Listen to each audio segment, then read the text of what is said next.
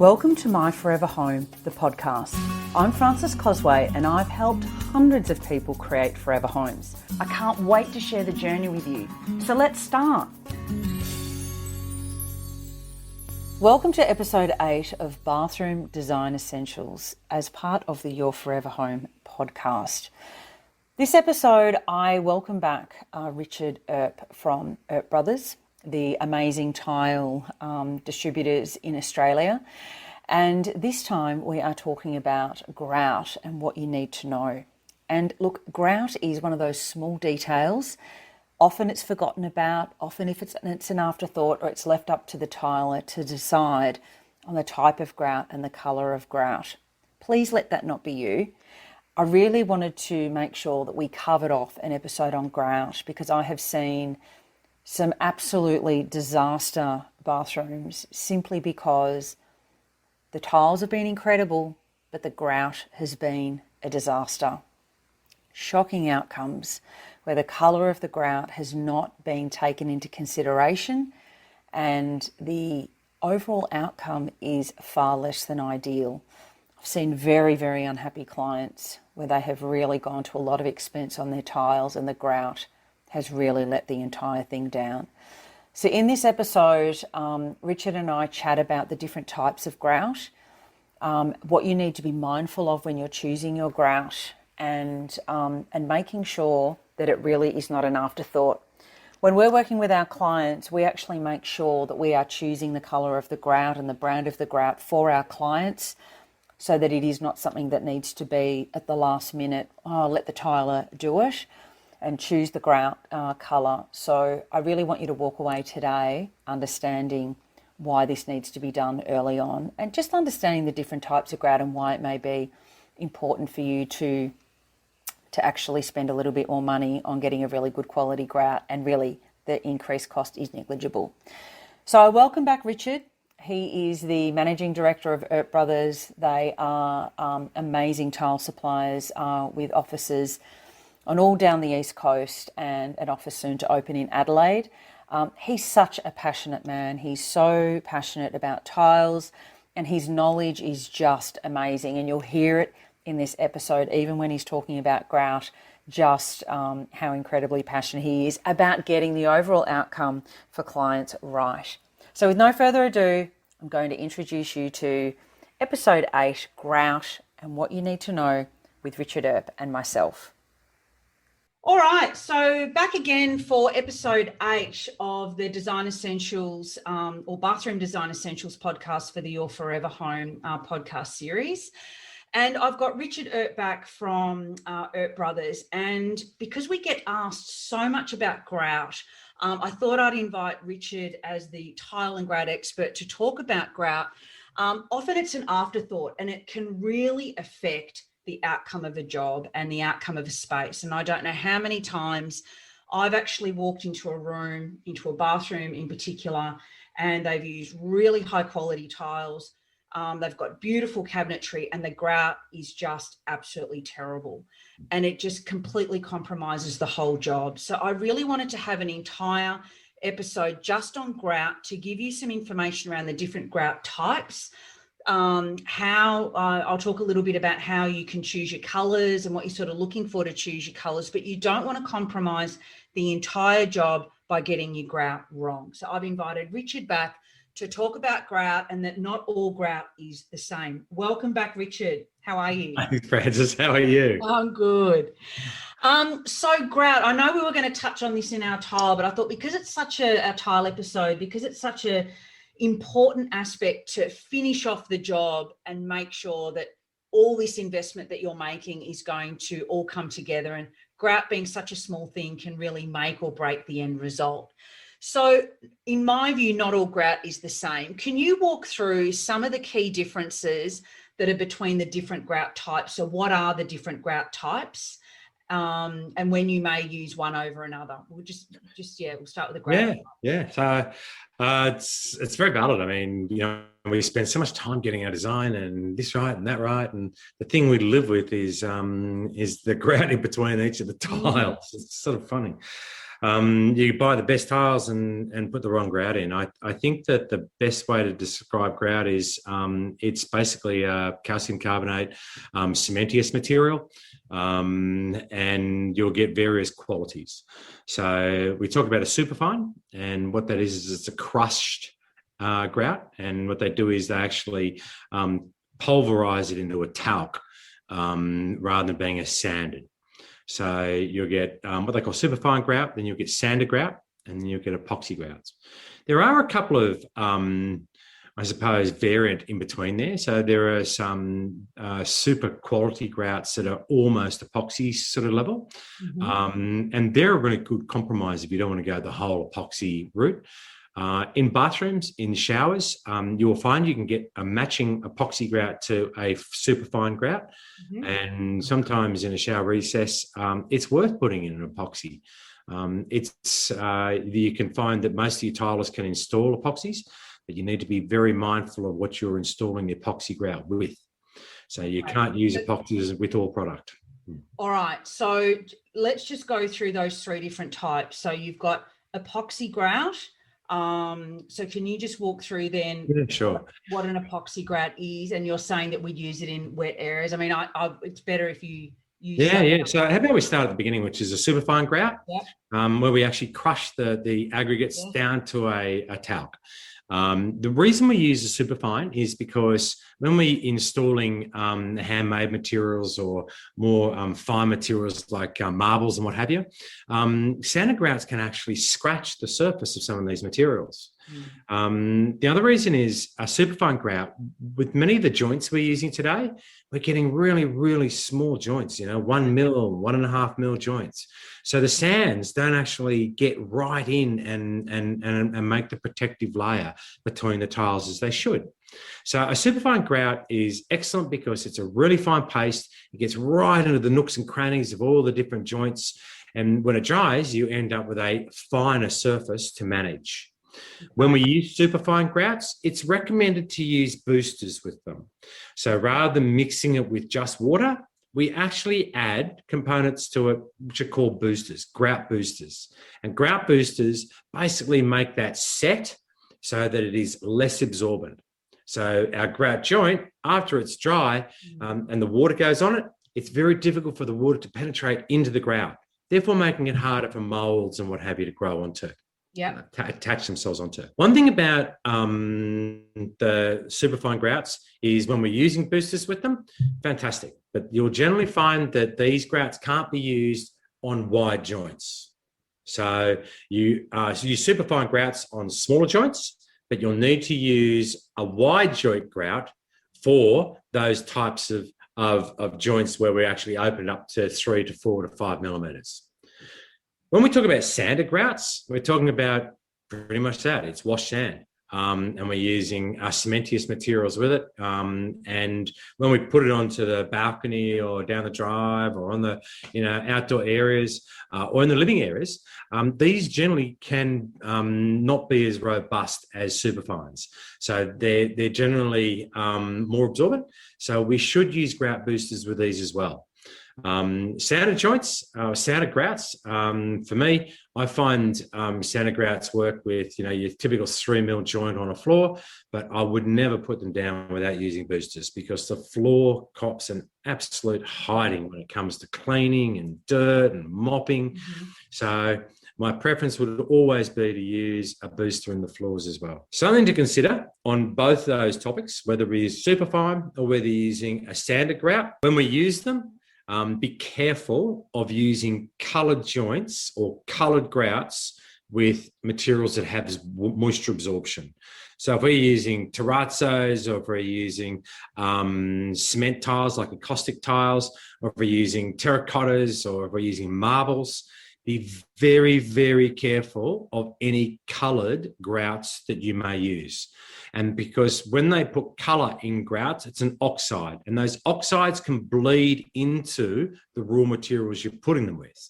So if we've got a beautiful white marble or a dolomite, whatever it might be, and we use a coloured grout, you may find that the oxide will bleed into the stone. So it's always good to actually get a recommendation from the grout company that is actually providing the grout.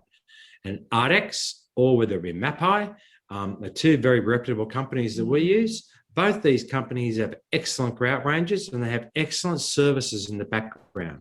They'll even accept samples tiled onto a little board, and they'll actually do testing for you if you're unsure. And these sorts of things are highly recommended.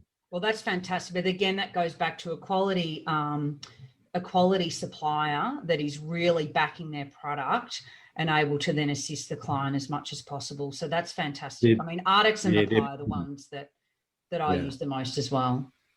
Yeah, I like Mapai too.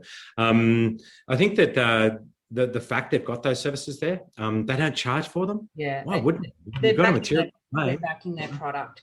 So I think one of the questions that's going to come up just with what you've said already is, if the superfine grout is such a good product, why would I use a sanded grout? I can hear already people are asking me this already they'll be putting it in the notes. Well, why would I ever use a sanded grout? So I thought I may as well kill that right now. Yeah, the reason we use superfine is because it's for finer joints. So when we go to bigger joints, we have to use a sanded. Some of the superfines you can use on floors. Once again, you just need to. When you're saying big spaces, though, are you talking 3 or 4 mil?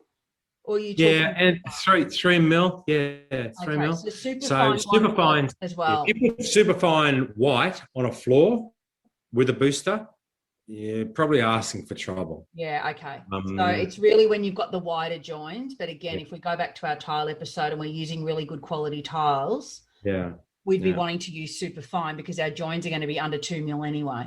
Yeah. One of the big issues we have with grout is the amount of chemical it comes in contact with. Yeah. We keep on looking at our floor and saying, our floors are dirty. We need to clean them. Yeah. Here, let's get the chemical and pour it into the bucket. And we go like this. That'll make it clean. We actually are better cleaning our tiles with water, especially on the floor in our living room. Don't use chemicals. Use water. The chemicals actually don't do that much. In fact, the vast majority of the buildup on our floors and our grout comes from the chemicals that we use. If you talk to most of the people that provide the equipment that clean centres or commercial spaces, they recommend you actually use more water than you use chemical. Steam mop, there you go. Steam mops are fabulous. Yeah. Dry your floors after, those Enyos and things like that. Drying your floors after is the most successful way because you're actually removing the dirt. You're removing the contaminations in the water. So I think the problem is when we keep on using chemicals on our floors and our walls, the first thing we do is we actually compromise most of the grout ability to actually withstand the test of time. I mean, if we look at exit mold or any of these really heavy chemicals, just destroy the grout outright. Yeah. In fact, they almost put on the bag of grout, if you use exit mold or bleachers on our grout, we avoid all warranties. Yeah, don't talk to us. Don't talk to us. I mean, it's just bleach. All that happens is it actually just whitens the mold and the bacteria. Yeah. I mean, the roots are still in there. You're not actually getting rid of it. You just need to give it a clean. And, you know, a neutral cleaner, a little bit of a rub with a Scotch-Brite, it'll do a great job. But, you know, when we get a build-up of mold, the first thing we do is get exit mold and go, and it actually destroys the grouts. I'll get a little toothbrush. So, all right. So we've talked about superfine. We've talked about sand. Now, epoxy grout, because that's getting a lot of airplay at the moment. So just walk me through the epoxy grout. You spoke earlier about using it in the wet areas in a shower area. So what's the difference then between a fine grout or normal grout and an epoxy grout? Yeah, the epoxies are nowhere near what they used to be yesterday. They were so hard to install and they were very difficult and expensive. But you know what? For a typical shower recess, we need a 10 kilo bucket of epoxy, which might cost $120 rather than $15. It might cost us an extra $100. But if that's the biggest bugbear of your client or the person installing a job, why don't we just put a bit of epoxy in the shower recess and use the superfine that matches the epoxy in the rest of the bathroom? For me, I love the epoxies in those really wet, consistent use spaces. You know, when we go and we buy a car, I mean, or a truck, I mean, we don't go and buy a Hyundai XL to do long haul transport up and down the eastern seaboard.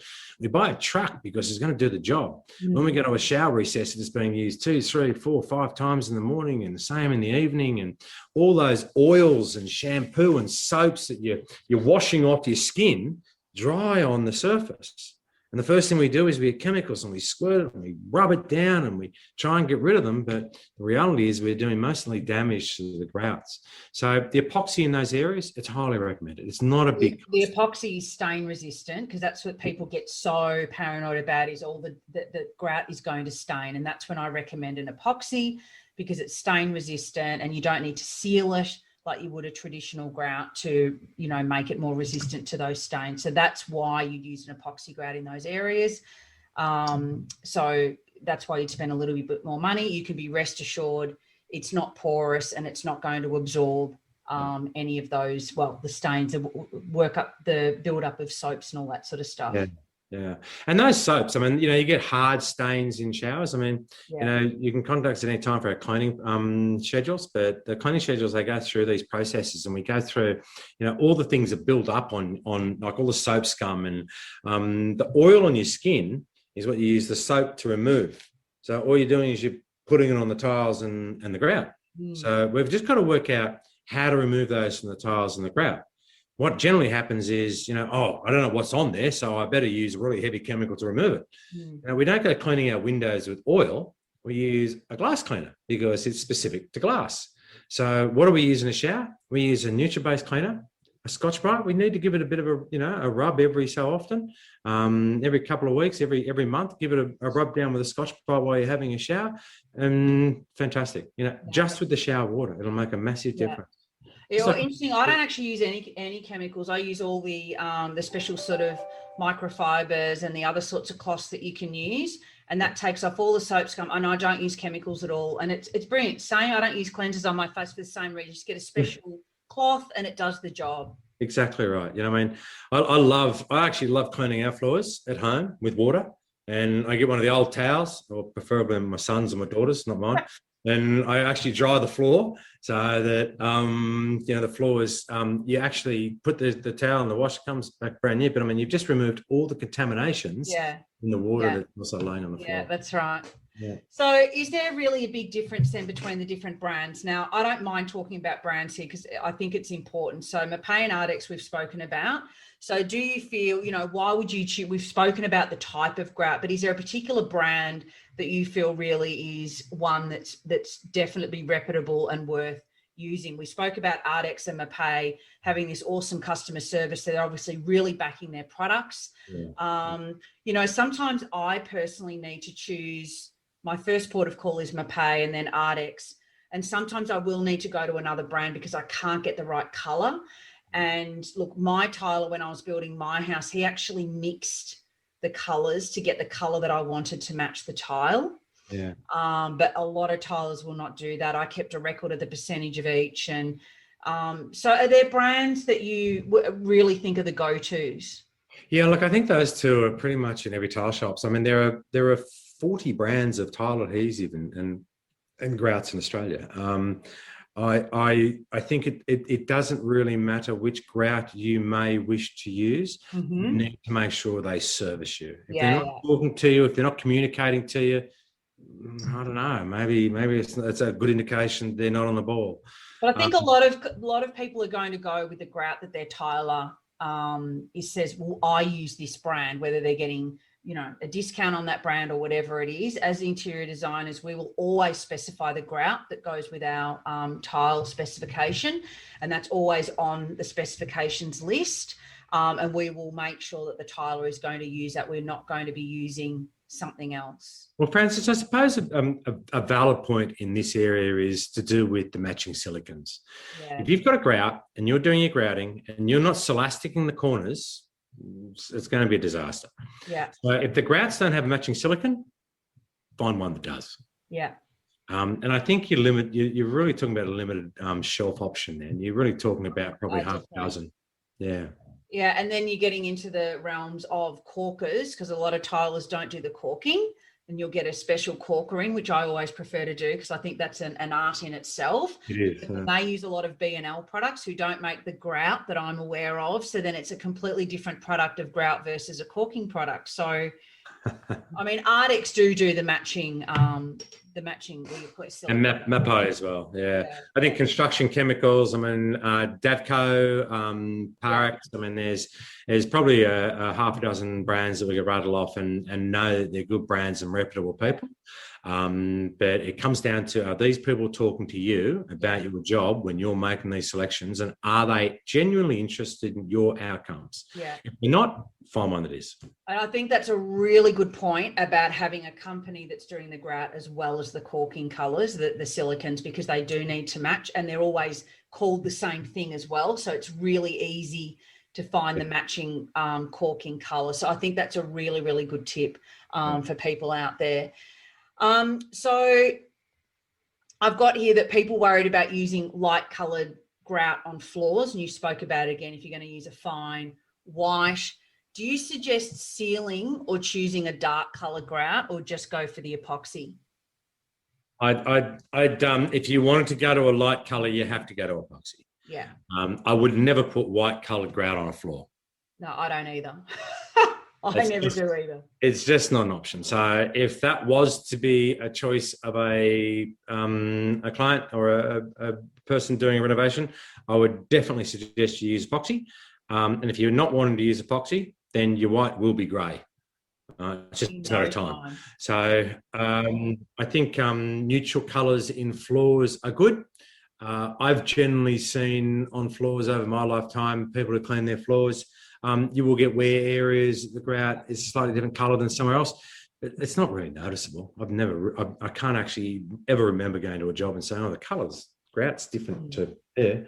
I think the idea of neutral colours is the best way. Yeah. Dark colours, they can stand out and they can also show and reflect, lighter coloured things on them. All right. I think that's a really good overview of grout. So that's fabulous. Thanks again, Richard, for all your knowledge that you're sharing with us today. And again, people can find out all about the ERP tiles. They've got an amazing range of tiles on a national level at earpbrothers.com.au, and I'll put all of that in the show notes as well. Thanks very much for having us, Francis. Thanks, Richard. Bye. Bye for now. Thank you so much for listening to this episode of My Forever Home. If you're ready to renovate or build a new home and you need help to create a beautiful and functional forever home, you can book a chat with me directly at whitepebbleinteriors.com.au/chat. Have a great day.